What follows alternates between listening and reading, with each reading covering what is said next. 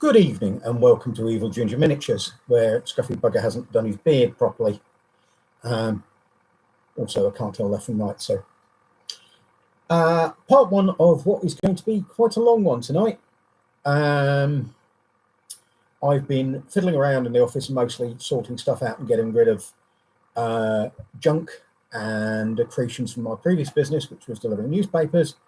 And I thought I had a whole drawer clear, but apparently, when I opened the drawer to take a photograph of the empty drawer, I still had loads of the receipt books. These need shredding as they've got customer information on them, and I've run out of space in the shred. So for tonight, we have got a number of things on. And the more I look around, the more I need this office needs tidying up and organising a bit more, because the chaos field has moved up here from the workshop. Now I'm up here mostly. Right, first of all, we're going to show you something I opened that came with the tanchers. This is a base which I bought for one of the commissions I'm finishing off, and I managed to mess up because I used a very good wood. I covered it in cobbles or sets, and I made cardboard, and I decided to put a bit of texture on them by using bicarbonate of soda. And the glue I was using was a bit good, and the brush I was using, I didn't realise how aggressive I had to be at brushing it, and I ended up with a lot of snowdrifty type textures. So this is going to get redone without the bicarb, but I'm going to probably be using fine sandpaper when I can get hold of some to do the stones with. And hopefully it'll look the part and I can get one of the lingering commissions out of the way. As I say, I'm not doing commissions anymore, but there are some floating around that I need to get rid of and send back to their homes. And again, mental health issues got in the way. I also finished off the troops for my Forgotten Ruin 1914 that I've got in hand. They're mostly War Games Atlantic, but occasional bits of Perry. Sudan troops have come in, especially this, such as the sword the lieutenants were carrying here, and a few off arms, because there are never enough left arms in these sets. This is a thing I will say, and I would buy left arms. In fact, I might have some left arms I could steal to make them out. The idea is that the guy side in a rifle like this will be rank and file, that this guy will be a section corporal, and these two guys will be section lance corporals. Each lance corporal section has a lance corporal in it. Again, I made two of them, which was probably too many, which means I'm going to have to make another squad, but I'll probably make a platoon, knowing me. The packs are stuck on with green stuff for two reasons. One, the packs have got a hard back to them, so there's no concavity on them as there is on the Perrys, so it's fairly hard to stick them over the webbing, which is quite pronounced on the back. And if you're not careful and using the glue I normally use, you'll find that it damages the detail on the thing because it gets everywhere when you're trying to position them, and green stuff doesn't do that. It also makes the pack sit properly on the body. I will be very shortly getting a webcam so we can model and do stuff over there whilst I am on film, whilst I'm doing the whole sorting the workshop out, and may need a recruit for that. But I will be contacting the recruit. I've also finished and cleaned up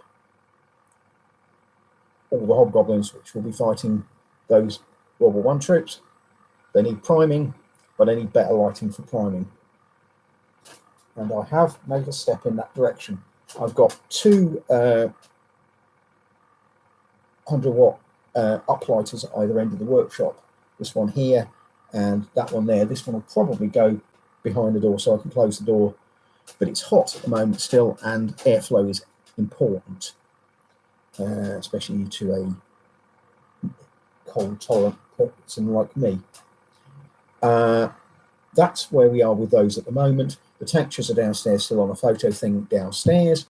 The photo thing up here needs to be cleared of all debris, and again clearing the filing cabinet drawers, which I thought had closed, cleared at least one of,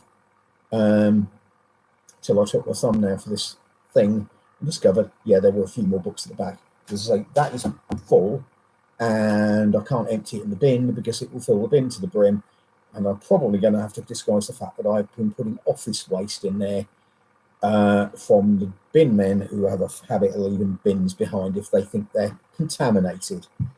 The fact that it's eminently recyclable paper for the most part doesn't seem to dawn on them. I've also finished off the sci-fi troops that I bought, mostly to get a friend a Space Marine sniper, because Space Marine snipers don't actually exist anymore as models. Scout snipers don't anyway.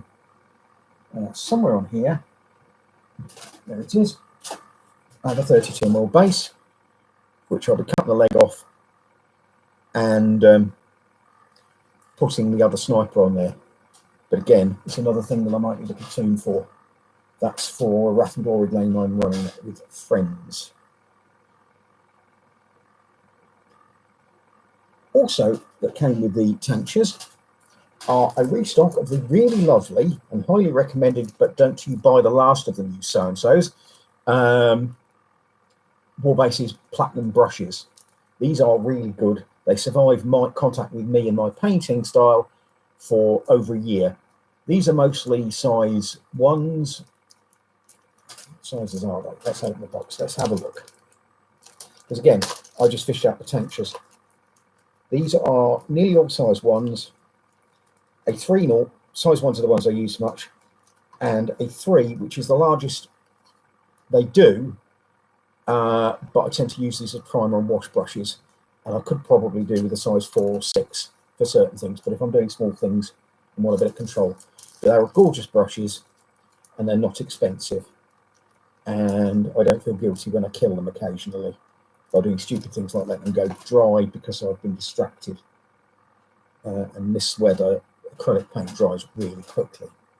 Other things we've got floating around is I've got this from Checkpoint, and somebody called Chloe might be partly responsible for me buying this.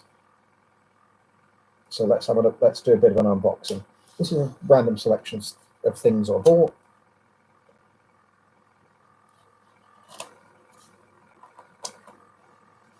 Chloe is extremely into Russians, mostly dwarf type Russians, and is responsible for CP going a little bit, getting back into on the weird war stuff. The French Crusade is very popular, but it's a sort of a fantasy thing, and I'm personally more interested in something that could be pseudo historical. When I can find them, I will be getting out my Two Fat Ladies Through the Mud and the Blood, which is out of print as a raw set, but you can still get the PDFs. So I'm probably going to be getting a PDF and printing off. I have got an original copy somewhere, but I think it's buried with all my World War I stuff. And unburying things is something. Good. Thank you, Hutch. I'm not particularly good at opening parcels, you might notice. And my opening of parcels tends to become an awful lot more like a surgical dissection done with an axe. Oh, come on, how do you... CP. So how does this open? I thought I knew how it opened. So I thought it opened there, and I thought,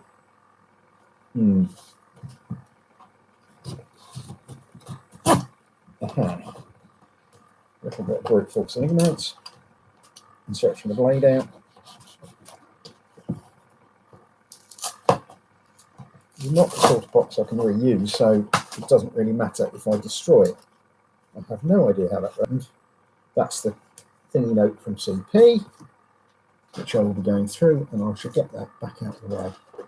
It does not need to be in the pile of sprues I've got over there. Usual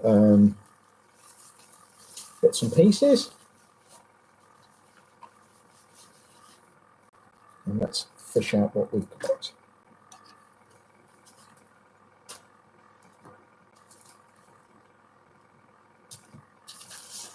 Again, the packing will get saved if the cardboard box goes, and the cardboard box can probably go to the shredder. So that is down on my list. Invoice, we have writer's conversion kits, which is what these arms are. There's 2 of those, and they're left and right arms. Some of them are carrying bits of pipe and stuff like that, but others of them would be quite useful as just open hands for the other side of a figure. I got a pack of dwarf bear heads. These are for the Russians. Well, they were Russians. That's nothing to do with me. These are for the Russians, but I will be using some of the heads on plastic bodies to give them a bit more feel, as I have got a dwarf character I need to, but I will be getting some Russians, otherwise I will get a person coming after me for not.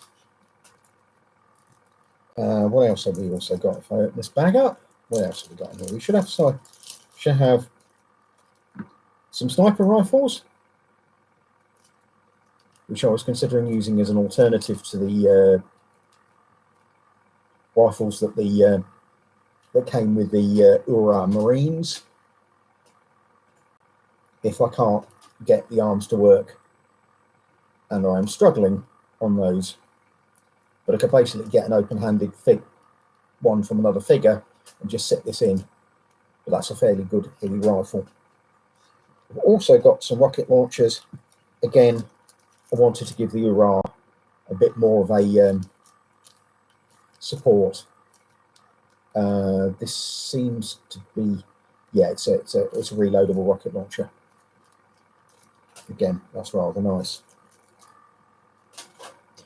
I'll put those over there. Again, there's lots of bits and pieces from building the other troops up that I need to get shot of. But I need to empty the bin, and then I need to fill it up again. Also, this is a delivery from Sprue Shop. Again, highly recommend Sprue Shop. Going to be a little slow to deliver, but I did ask him not to send anything in here until I've got all of it. So part of the delay was my fault.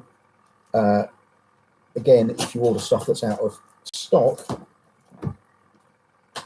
or is on back order, you do tend to find it tends to come later, especially if you do the job, do what I did, and specifically say that you shouldn't send it until you've got all of it.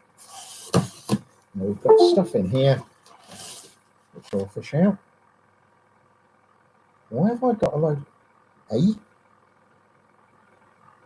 Hang on, this is not what I thought it was going to be. Right, I know who this is. Right, this isn't what I thought it was going to be. This is a commission which I got sent. A Flames of War commission, which I will have to price up because I wasn't expecting that. Yeah, that was a bit of a surprise because I thought those were plastic sprues, but they're not plastic sprues. They are some flame stuff, and I will have to talk to that gentleman that sent me them, because I am definitely not, I wasn't intending to do any more stuff. So, yes, somewhat confusculating. I should have looked at the, because it's from Firestorm Games, not from the Sprue Shop. but not having my glasses on, that is, I'm going to have words with people. I'm going to have to sort that one out because it's 50mm figures, and I don't mind 50mm vehicles, but I'm a little bit struggling with the whole painting of 15mm. I can paint them, especially with the new magnifiers, I suspect, because these are 16 times magnifiers, even if I really want to clean the lenses again. And you see I've got glue on that one already, so again that one is on its way out. I would like glass lenses because it's so much easier to clean off glue and crap like that if you get it on the lenses. But anyway, that's half the thing done, and I will sort out what's going on with that. As I say, I thought that's from the sprue shop. Silly me for not getting that one right. Right. So I will sort out that, and I will be back. I was planning to be back tomorrow to do a load of assembly on more World War I stuff that I was expecting to be in that box I just opened, and I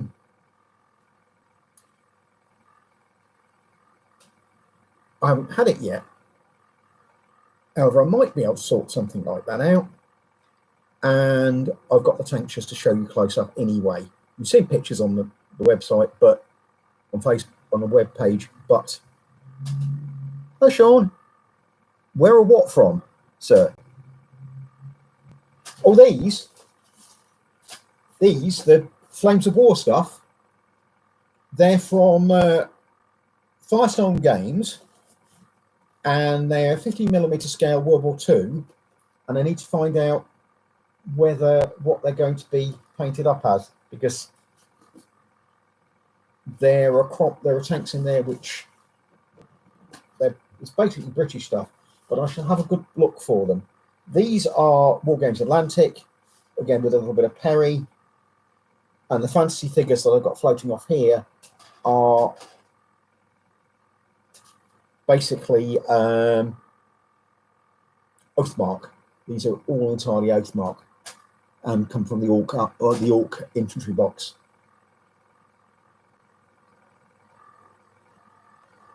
Right. Right, the other stuff that I got was from CP Miniatures, who, with a box of bits and things, highly recommend young Mr. Dixon. He has the most eclectic range I've seen in any company, in every scale from 6mm, which again are large braille figures, to 28mm. These that I got are 28mm. The Ura are War Games Atlantic models, and they're from their Death Fields thing. What did I do with that? Yeah, it's back there, it came from. Yeah, I mustn't lose that because that's the one base of that size that I've got in the world.